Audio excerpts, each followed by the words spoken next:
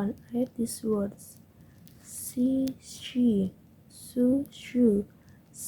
sheep, ash, rush, push, sheet, she, washing, Swedish, shall, shake machine, English, shop, show, special, shrink, shut, finish, shouldn't, sure, wish, demonstration, television, treasure, garage, casual clothes, bureau, Asia, measuring tape, an unusual collision, shape, chips, sip, chip, cherry, soap, chop, cast, catch, watch,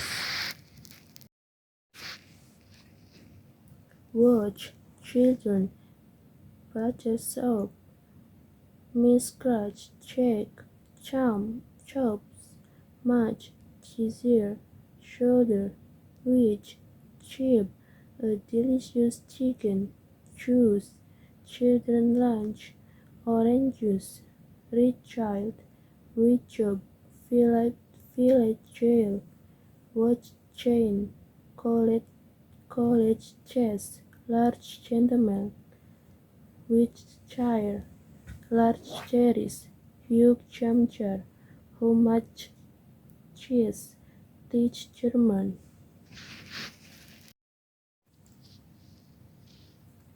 Part 2. Read this text. More U.S.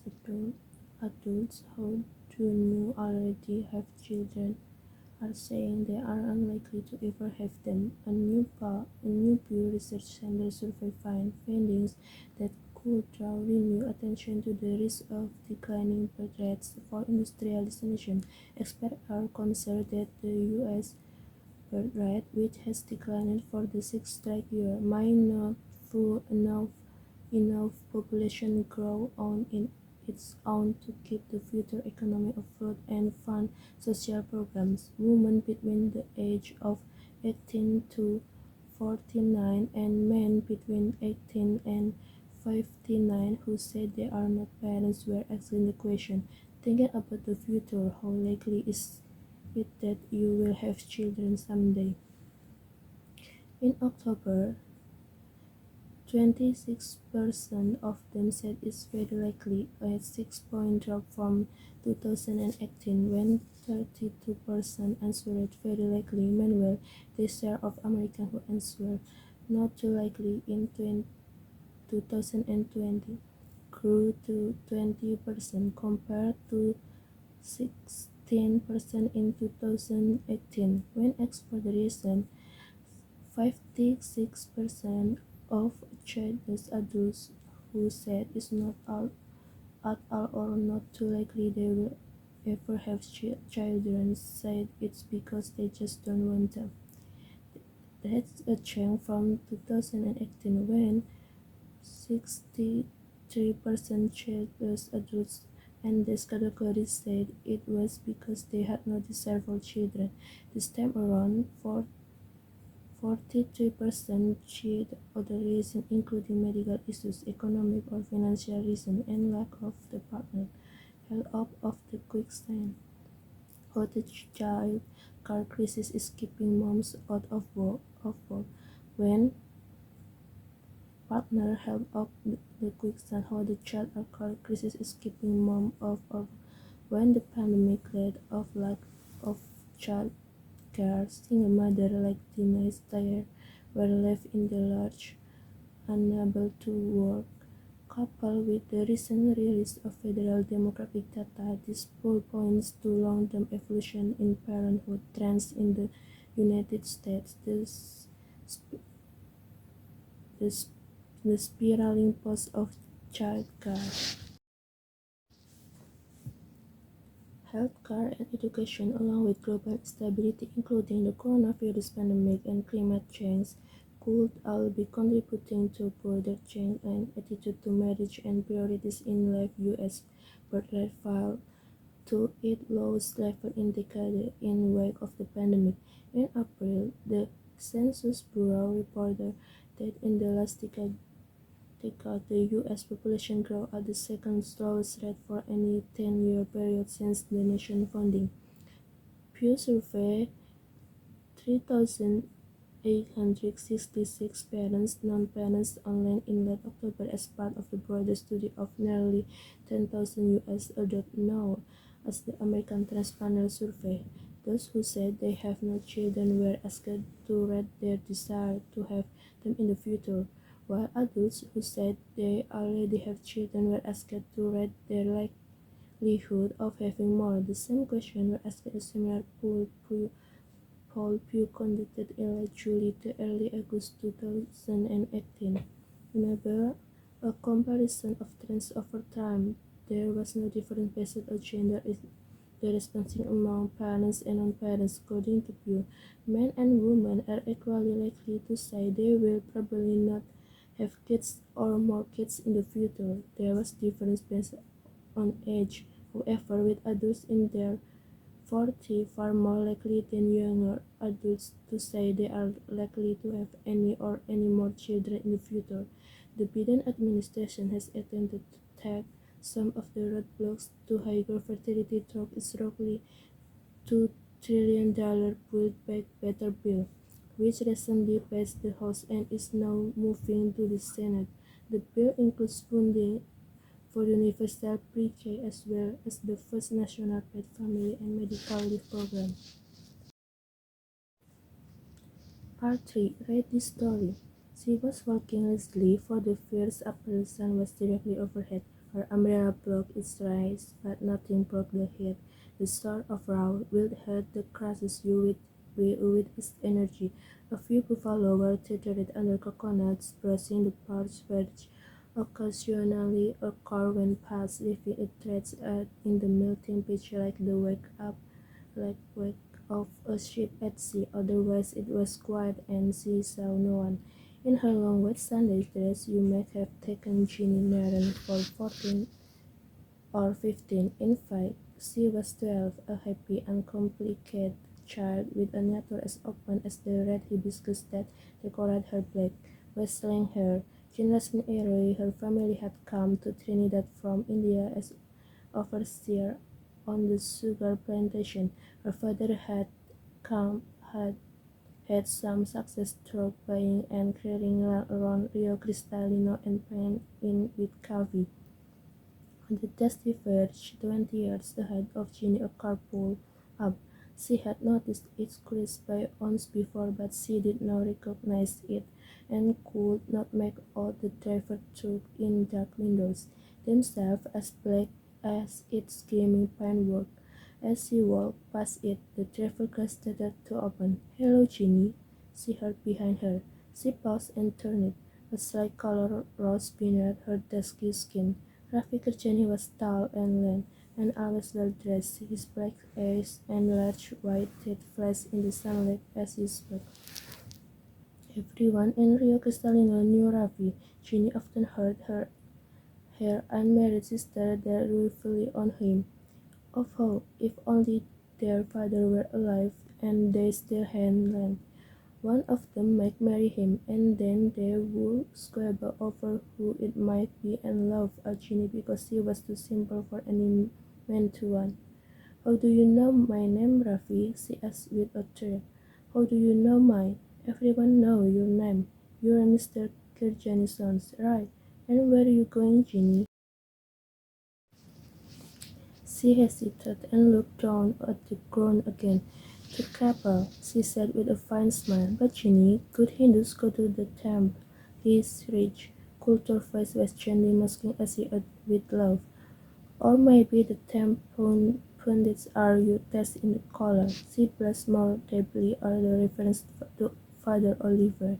She did not know how to reply. It was true that she liked the young French prince with his funny accent and blue eyes. She had been going to the Catholic chapel for months before her arrival. She loved its careful hymns and its simple secret of one good so different from those miserable Hindu goods who squabble with each other like her sister at home. But add to that the vulgarity of Rafi might bewilder her because his family were known for their breeding. People always said that Rafi would be a man of honor like his father. Rafi looked suddenly grave, his dark skin shimmered ever dark. It might be it may be that he regretted his words. Possibly he saw the confusion in Ginny's wide-brown eyes. In any case, he did not fire for an answer. "Can I offer you a lift to Capel in my 21st birthday present?" he asked, putting his sunglasses back on. She noticed how thick their frames were. Real gold, she thought, like the big fat watch on his wrist. "It's a Mercedes, from Papa. Do you like it?" he added nonchalantly. From the shade of her umbrella, Jenny peered up at the smiling cloud that hung motionless above them. The sun was beating down mercilessly, and there was an urge in the air and overpowering sense of glow. With her handkerchief, she wiped the sweat from her forehead. Rafiq gave a tap at his skull.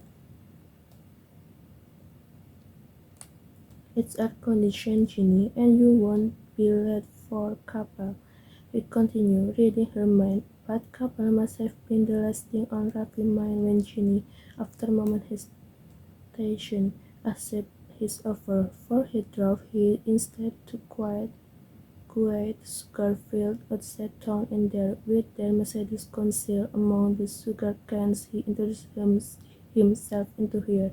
Jenny was in tears.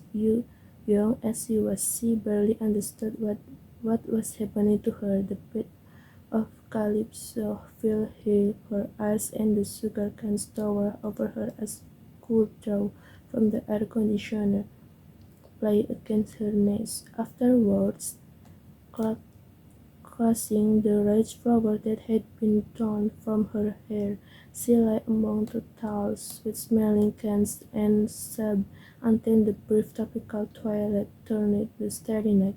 But she told no one, not even Father Oliver. 2 weeks later, the little market town of Rio Cristalino was alive with gossip. Rafi Kerjani had been promised the hand of Sunita Murpalani. Like the Kerjanis, the Murpalanis were an established India family, one of the wealthiest in the Caribbean. But while the Kerjani were diplomats, the Murpalanis were a commercial family. They had made their future of fortune in retailing long before the collapse in oil price had impeded their customers' pockets. And now Murpalani stores were scattered throughout Trinidad and some of the other islands.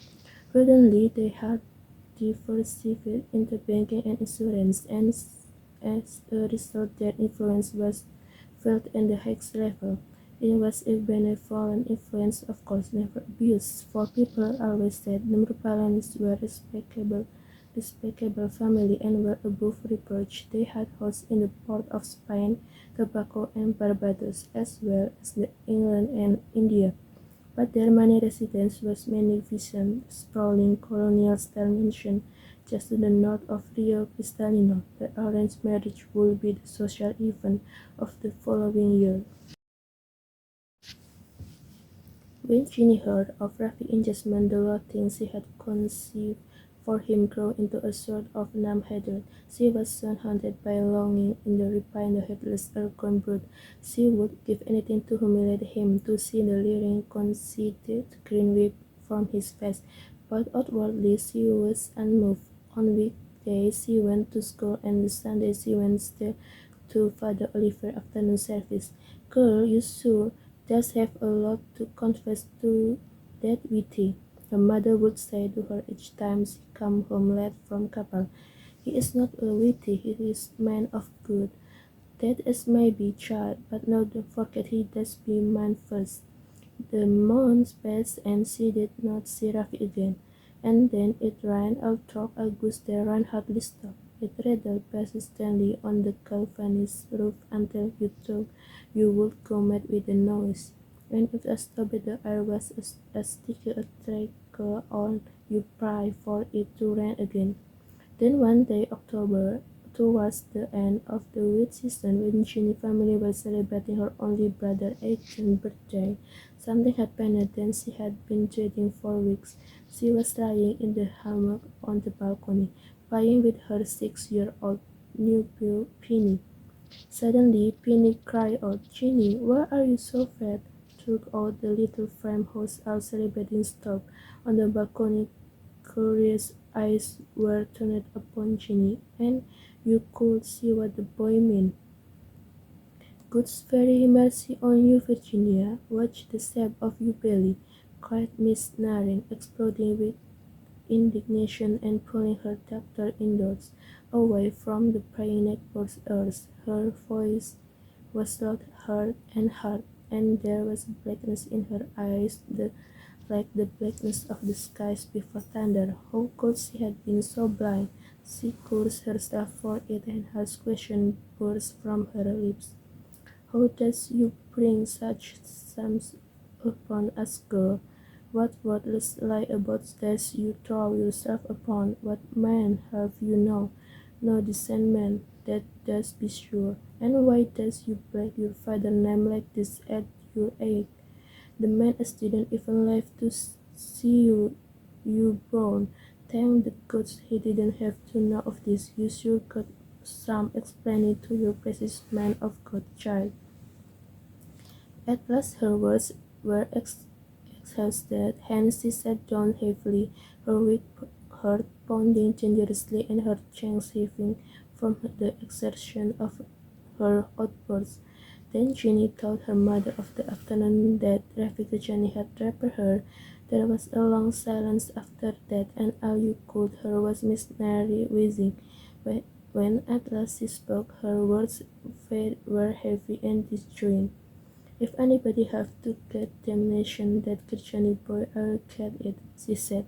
Ginny's sisters were awestruck. "Shall we take her over to the health center, Ma?" asked Indra. "The midwife comes today." "Is you crazy, girl? You all just know how that woman does run more like a dark bottom. You all leave this to me."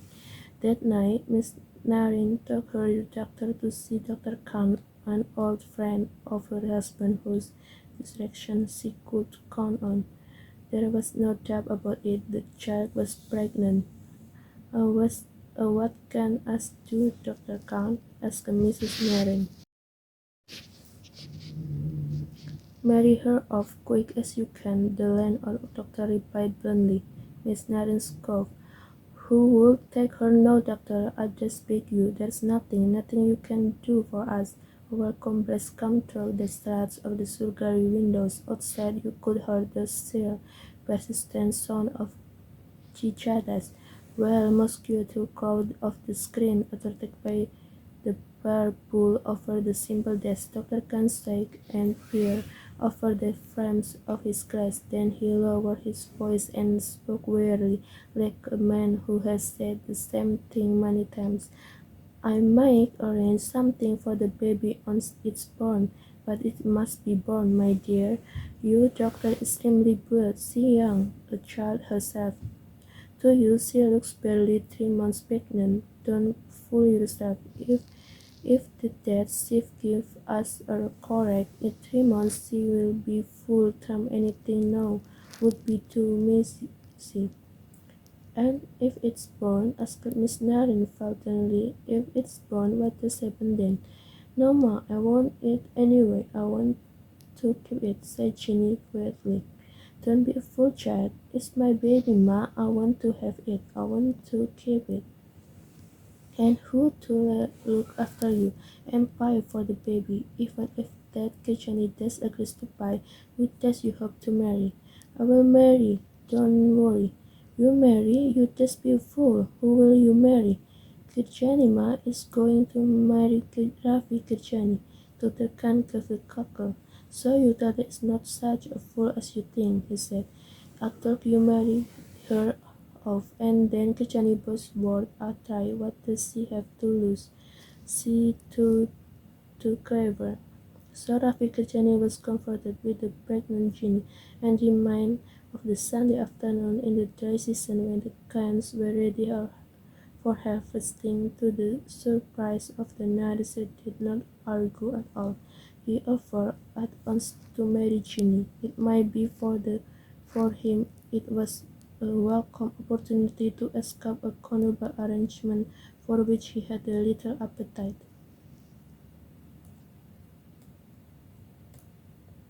Thought Sunita Murpalani indisputably her background. Nobody ever pretended that she had looked, or possibly he foresaw our police question that might have been difficult to answer. Honestly afraid of his desire saw the light of day. Miss Naren was staggered. Even Ginny was surprised at how little resistance he put up. Perhaps, she thought with a bright smile, he's not really so bad. Whatever his reason, you had to admit Rafi acted honorable. And so did the children Murpalani family. If privately they felt their humiliation keenly, publicly they bore it with composure, and people were amazed that they remained on speaking terms with the man who had insulted none of their women and broken her heart. Sunita further even invited Rafi to spend a day with them at their seaside villa in Mayaro. And as Rafi had been a friend of the family all his life, he saw no reason to refuse. The Murpalani brothers chose to stay for the outing. There was little point, they said, in going, and the weekend when the working people littered in the beach, and one of their Land Rovers for the 20-mile drive from Rio Cristalino. They were high-spirited and joked with Rafi while their servants stowed cold chicken and salad beneath the rare bench seats and packed in the icebox with beer and pancham rum. Then they scanned the sky for clouds and congratulated themselves on choosing such a fine day. Suraj, the eldest brother, looked at his watch and his feet shifted uneasily, and he said, "It's time to hit the road." His brother gave a laugh and clambered outboard. It was an odd sardonic laugh. The hard-top land-rough cruised through Rio Cristalino, the crossroad, and the town center. Already the market traders were pitching their roadside stall and erecting great canvas umbrellas to shield them from sun or rain. The promise of commerce was in the air, and the traders looked about experientially. They loaded their stall with a fresh mango or put the finished touch to the display of giant melons who were sleeping in large clusters securely under cellophane. The Land Rover turned west towards Mayaro, and moments later was passing the cemetery on the edge of town. The road to the coast was busy with traffic in the both directions, still carrying produce to the market, and the frequent bends on portals made the journey slow, at least on an uphill straight about 6 miles from Mayaro. The Land Rover was able to pick up speed, even through the speed of the reflectors that like drum roll, and the early morning sun flashed through the coconut palms. Suddenly, terrible thing happened. The rear door of the Land Rover swung open, and Rafi Kechani tumbled out, falling helplessly beneath the wheels of a heavily laden truck. And the inquest, the coroner acknowledged that the nature and extent of Rafi's injuries made it impossible to determine whether he was killed instantly by the fall or subsequently by the truck. But it was clear, at least he felt, that Rafi had been alive when he fell from the Land Rover. The verdict was due to the misadventure. 3 days later, Rafi remains were cremated according to Hindu rites. Unusual, a crowd of people from all over Trinidad is 10-11, all classmates, anyone claiming even the most tenuous connection with that man. Come to mourn to the riverside pier outside Mayaro. Some of them were convinced that they could see Rafi at the hands of the gods, and they pointed at efforts to the grey sky and unseasonal rain. But the flames defied the rain, and the stench burning flesh filled in the air, and voice spectacularly a murder. Did no Murpalanis have compelling motive, and not by chance did they have the opportunity and the means, but mostly they agreed that it was tragic accident. It made little difference that it was Murpalani truck that had finished Rafi off. Murpalani trucks were everywhere. Then they watched as the asphalt thrown into the muddy Otoy River, soon to be lost to the warm waters of the Atlantic. Anyways, said one old mourner with a soul, who are we to ask questions? The police closed their files on the case before the boy was called, and he shook the last of the rain from his umbrella and slept impatiently at a mosque. You might have thought that the shock of Ravi that would have included in Ginny premature delivery, but quite the reverse. He attended inquest and she mourned at the funeral. They expected that come and went.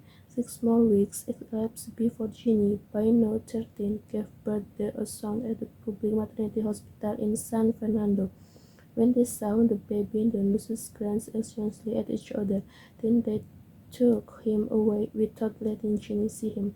Eventually, they returned with one of the doctors, a big girl. He assumes he must unravel bedside manners to reassure Ginny that the baby was well. It's true, his little pasty, my dear, he said, and nurse placed the baby Ginny's arms. But you see, that's I be the late delivery, and don't forget, you're very young, and you brought an work time with a diet 3 days. His eye outurned, he'll soon have a healthy color.